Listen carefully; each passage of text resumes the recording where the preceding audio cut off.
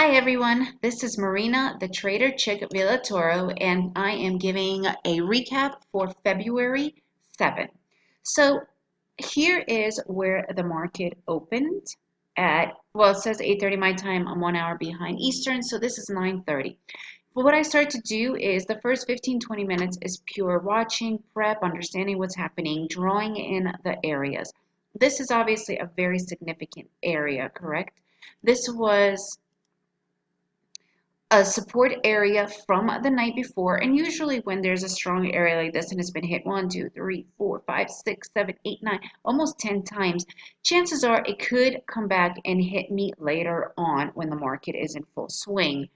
Areas have a very good tendency of being revisited no matter what, right? Until they are broken.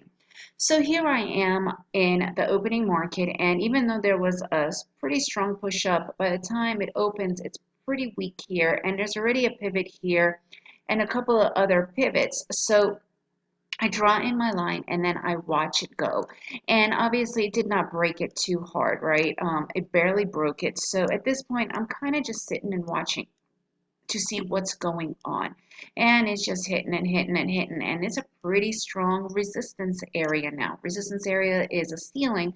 And look at the amount of times it's hit this particular area.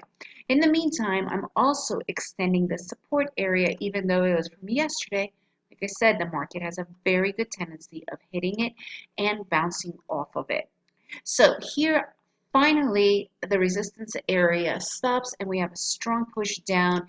And this is my first entry. At this point, I have no divergence and it did my exact 5 tick.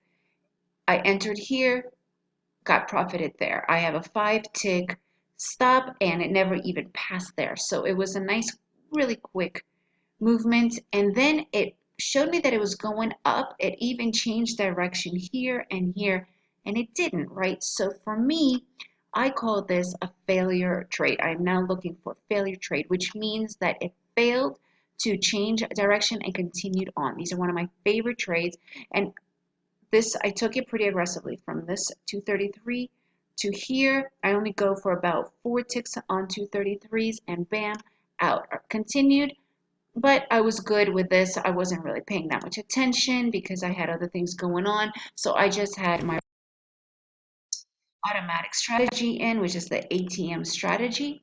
And then I just continued and watched the market. So when I'm here, I am looking to see what's going on because there's no divergence. And that's when I decided to go one more time because of a no divergence trade. When I do non-divergence trades, usually is along the 610 EMA line, and bam, again, this one was, oops, sorry, it was here. I got out 5 ticks.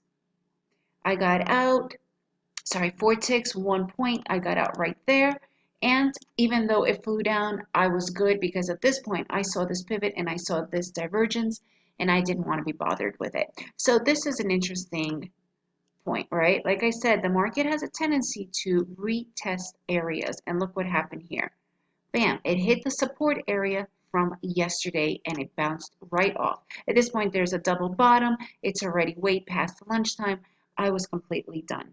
So these are all telltale signs. I listen to them religiously. This to me in the live market was showing me a double bottom, divergence. I was out. Continued, no biggie, I don't care.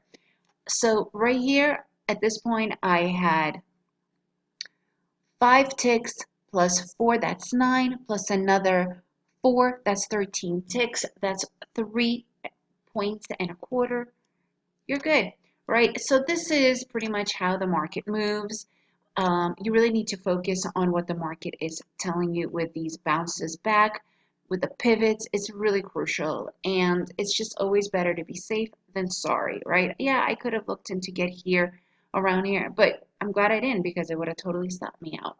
So I'm Marina, the Trader Chick Villatoro. Like my Facebook page because I'm going to be doing a lot more of these. Subscribe to the YouTube channel below. And if you're interested to know more, join the free mini course or the bootcamp for day trading. I teach you all of this, how to go along with this. The links are in the post, or if you're watching this on YouTube, they're in the description. Check it out. Have fun. Day trading can be simple. It's all about simplifying it. And if you have any questions, let me know.